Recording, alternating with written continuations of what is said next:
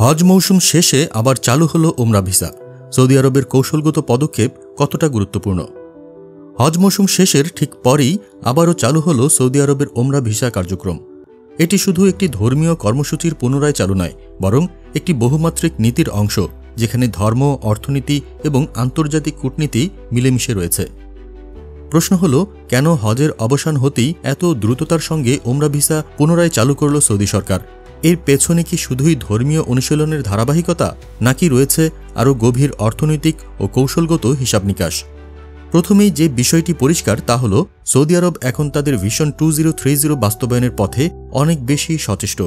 এই ভিশনের মূল ভিত্তিগুলোর মধ্যে রয়েছে পর্যটন, ধর্মীয় ভ্রমণ এবং নন অয়েল রেভিনিউ। হজের নির্দিষ্ট সীমা রয়েছে, বছরে একবার নির্ধারিত সময়ের মধ্যে নির্ধারিত সংখ্যক মানুষের অংশগ্রহণ। কিন্তু ওমরা 2024 সালে সৌদি কর্তৃপক্ষ জানিয়েছিল তারা বছরে 15 মিলিয়নের বেশি ওমরাযাত্রীকে আকর্ষণ করতে চায়। এই লক্ষ্য পূরণে গত কয়েক বছরে বিমানবন্দর সম্প্রসারণ, হোটেল অবকাঠামো এবং স্মার্ট পাসপোর্টিং সিস্টেমে বিপুল বিনিয়োগ করেছে দেশটি। ফলে হজ শেষে ওমরা কার্যক্রমের দ্রুত পুনরায় শুরু হওয়া শুধু ধর্মপ্রাণ মুসলমানদের জন্যই নয়, বরং সৌদি অর্থনীতির জন্যও একটি গুরুত্বপূর্ণ চাল। তবে এখানে প্রশ্ন আসে, এই আকস্মিক পুনরায় শুরুর পেছনে কি আরেকটি ভূরাজনৈতিক প্রভাবও কাজ করছে? হ্যাঁ, এমন ধারণা অমূলক নয়। হজ মৌসুমে মুসলিম বিশ্বের একাধিক দেশ থেকে নানা রাজনৈতিক বার্তা ও প্রতিক্রিয়া উঠে আসে, বিশেষ করে ইরান, পাকিস্তান ও আফ্রিকার কয়েকটি মুসলিম দেশ থেকে। এখন প্রশ্ন হল, এই ওমরা নীতির সুবিধা কারা পাচ্ছেন? বিশেষ করে দক্ষিণ এশিয়া, পূর্ব আফ্রিকা ও ইন্দোনেশিয়ার মতো দেশগুলোর ক্ষেত্রে ভিসা প্রক্রিয়া কতটা সহজ করা হয়েছে? বর্তমানে অনলাইন আবেদন, ই ভিসা এবং গাইডবিহীন সফরের অনুমতি বেশ পরিবর্তন এনে দিয়েছে।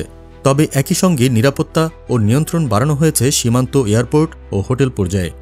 এই দ্রুত চালু ওমরা পলিসির আরেকটি দিক হল করোনা মহামারীর পরবর্তী পর্যায়ে বিশ্ব মুসলিম সমাজে সৌদি আরবের ভাবমূর্তি পুনর্গঠনের প্রয়াস। কয়েক বছর আগেও যেখানে ওমরা সীমিত ছিল, আজ সেই সুযোগ আবারও বিস্তৃত এবং দ্রুততার সঙ্গে।